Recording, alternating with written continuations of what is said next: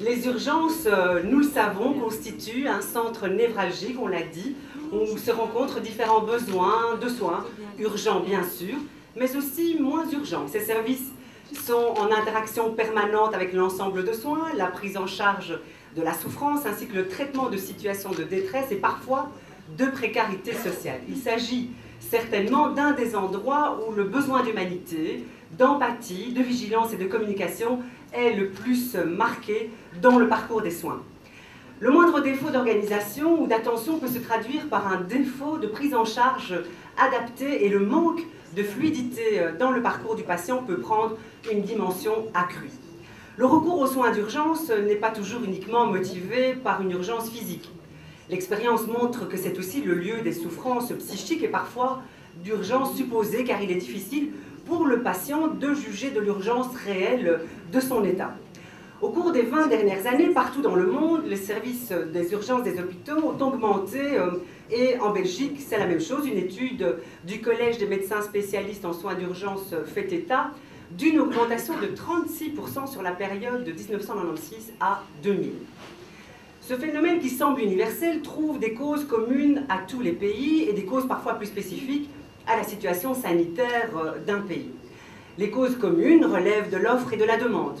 L'augmentation de la demande joue un rôle principal et est notamment liée à divers facteurs comme le consumérisme, le recours possible 24 heures sur 24 à des compétences médicales et à un plateau technique performant, et le besoin d'un lieu d'écoute accessible à toute heure. L'encombrement des urgences n'est certes pas nouveau. De nombreux travaux ont été publiés sur son incidence, ses causes et ses conséquences, mais en dépit d'une attention croissante, il faut constater qu'il n'y a pas de consensus sur les solutions, ni sur la définition du terme encombrement. Une autre critique entendue fréquemment est le détournement par les services d'urgence d'une activité qui relève essentiellement de la mission de médecine générale. La proximité d'un poste de garde de médecine générale dans un bâtiment modulaire à côté de l'entrée du service des urgences que nous inaugurons aujourd'hui me paraît être une réponse pertinente à ce problème. Plus que tout autre service hospitalier, le service des urgences d'un hôpital se trouve en plein centre de l'activité et rôle de l'hôpital dans la société.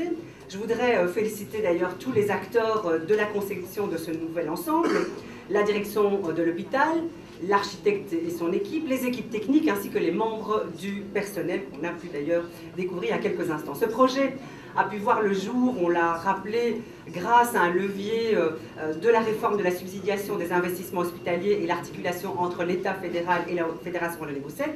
Je vous rassure, c'est l'État fédéral qui a mis le plus d'argent dans ce projet. Mesdames et messieurs, je souhaite dire quelques mots sur les changements institutionnels à venir. D'une part, la loi spéciale et la loi de financement ont été votées fin décembre.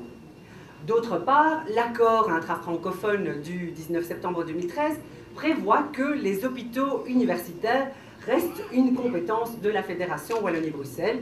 Ça ne vous rassure peut-être pas, mais les propositions de décret de la Sainte-Émilie ont été déposées aux 3 parlements fin décembre. Alors comme vous le savez déjà, la Fédération Wallonie-Bruxelles héritera d'une compétence normative en ce qui concerne les hôpitaux universitaires. Cela impliquera de mener une réflexion sur les normes, mais aussi de veiller à l'articulation de l'inspection avec de nouveaux dispositifs visant l'amélioration continue de la qualité, telle que l'accréditation des hôpitaux.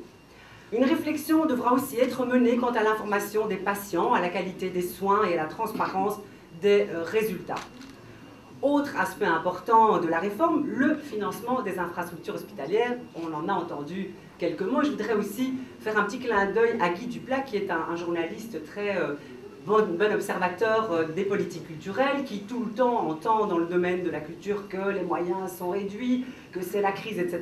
Voilà, Guy, tu vois, ce n'est pas simple, et ce n'est pas simple pour tout le monde, et tout le monde fait des efforts. C'est vrai que ceci imposera de mettre en place un tout nouveau mode de financement des infrastructures ainsi qu'un système de garantie hospitalière. Dans les prochains mois, le paysage hospitalier va connaître un bouleversement profond sur le plan institutionnel, mais aussi et surtout vu l'évolution des technologies, des processus thérapeutiques et des innovations médicamenteuses, l'hôpital sera amené de plus en plus à être un lieu de haute technicité et de moins en moins un lieu de séjour.